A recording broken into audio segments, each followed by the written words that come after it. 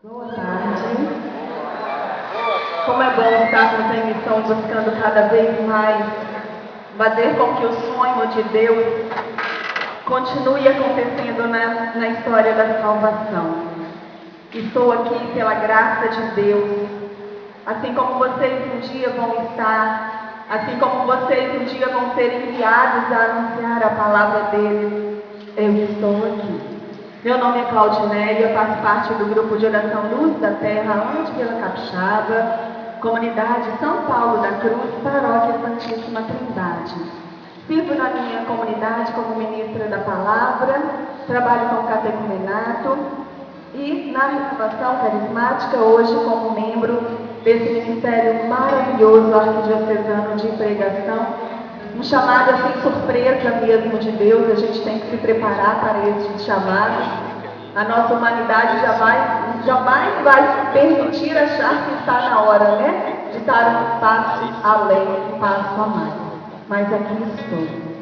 Sou casada, tenho 3 filhos e na graça de Deus caminho nessa igreja que é a salvação de toda a minha história, não da minha vida, né? A salvação da minha vida é o próprio Jesus através da igreja.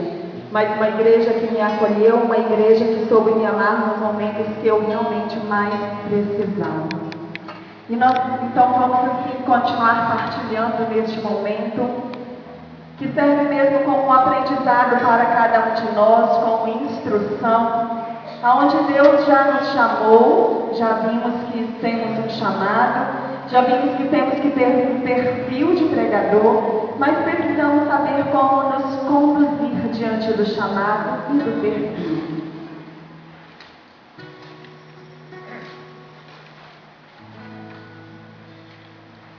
E para iniciar, eu peço a vocês que fechem os olhos, porque essa palavra que a Hilda até citou hoje, foi a palavra que Jesus iniciou a sua missão.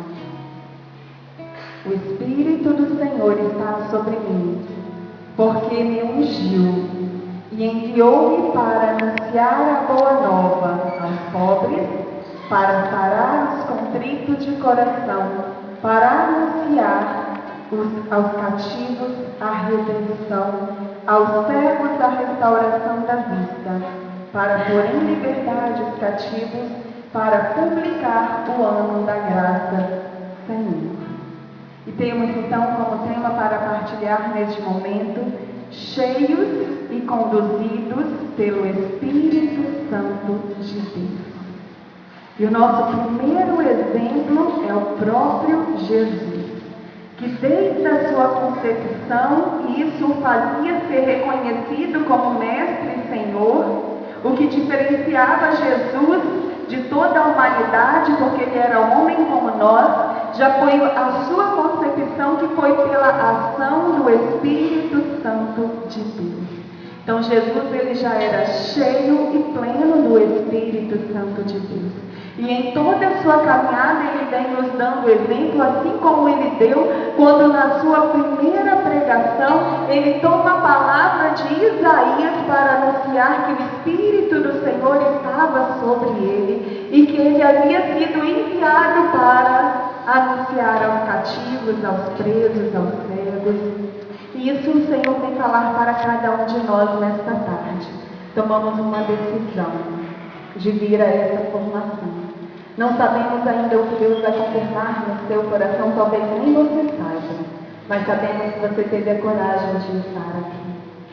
Eu vou dar um pequeno testemunho para exemplificar o amor de Deus, porque de nada vale experimentarmos cada tema, né, que Deus ungiu toda a nossa história, a renovação carismática, para dar essa formação para vocês. Foi pura unção de Deus cada tema desse, mas de nada vale senão entendermos definitivamente o sonho e o amor de Deus por cada um de nós. Há 2 semanas atrás, a festa da Penha, né? Acabou de acontecer, 1 semana e pouco. Eu, na graça de Deus, tomei a decisão de estar indo para lá. O ano passado eu não participei, e esse ano eu falei, Senhor, eu vou, porque assim, é um momento de pedirmos ainda mais a intercessão daquela que é a nossa mãe. participei da missa, depois fiquei para o show do Padre Fábio de Melo, e ali tínhamos 2 horas, acabou 6 horas até 8, e tinha 2 horas para a gente esperar aquele show acontecer, começar. E diante assim, de uma multidão que se aproximava, eu falava: Senhor, falta 2 horas ainda, eu preciso ir no banheiro, né? Pelo menos fazer um xixi, alguma coisa assim. Mas se eu saísse dali, provavelmente eu não conseguiria voltar. Mas tinha uma irmãzinha que eu encontrei de Campo Grande, eu nem conhecia, mas é lá da minha terra. Ela falou assim: não, minha filha, vai que eu seguro aqui a sua cadeirinha. A gente tinha alugado uma cadeirinha, que você consegue chegar. Fui, enfim, voltei. Quando eu voltei, eu achei que verdadeiramente eu não ia conseguir, porque estava muito cheio. Mas ela me viu e acenou, eu falei: lá está meu lugar. Então eu fui sentar, daí eu vi várias pessoas, muitos jovens perto de mim. E eu vi uma senhora, eu falei assim: senta no meu lugar. Ela: não quero. Eu percebi que ela queria ver o padre, né? Queria sentar, queria ficar em pé. Eu falei: não, senta aqui, depois, quando começar o show, a gente troca. Ela aceitou e sentou. No que eu levantei, eu percebi um empurra muito grande. Aí eu falei: Senhor, nós estamos em uma festa religiosa da nossa mãe. Que empurra é esse? Não é possível. Eu olhei para trás e vi um bêbado, vi um homem, né? Primeiro eu vi o homem, os olhos vermelhos, esbugalhados, e aquilo, ele realmente estava muito bêbado. E eu, naquele momento, tinha senhora, e assim, teve uma hora que eu caí assim, virei para cima de uma senhora. Eu falei muitas coisas para ele. Eu falei que ali não era o lugar dele, o que ele estava fazendo ali. Falei coisas que realmente, assim, o ser humano não precisava ouvir. Na hora que eu sentei, eu já sentei com a mão assim na cabeça, porque a senhora tinha que levantar. Meu Deus do céu, o que eu fiz?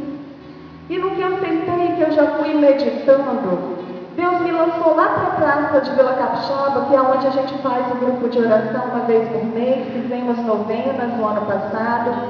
E assim, dentro de um carisma mesmo do grupo de oração, onde a gente vai e anuncia a palavra de Deus, naquela praça sempre chegam bêbados.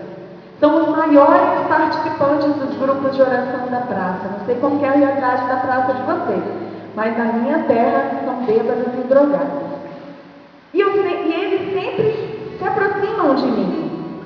Eu sempre acolho, sempre sento do lado, bêbado, bebendo, e deixo ali do meu lado. E Deus me retratou tudo isso naquele momento.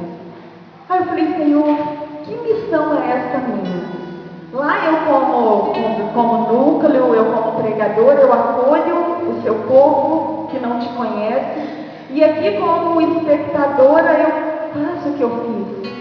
Eu virei assim para a senhora que estava do meu lado, essa que é de Campo Grande, e falei assim: gente, eu fiz uma loucura. Eu falei assim: se ele não fosse te incomodar tanto, eu ia pedir para ele sentar aqui do seu lado. Ia sentar aqui no meu lugar para ele parar de empurrar as pessoas, porque as pessoas estavam ficando bravas, né, com ele. Ela falou: não, minha filha, pode pedir.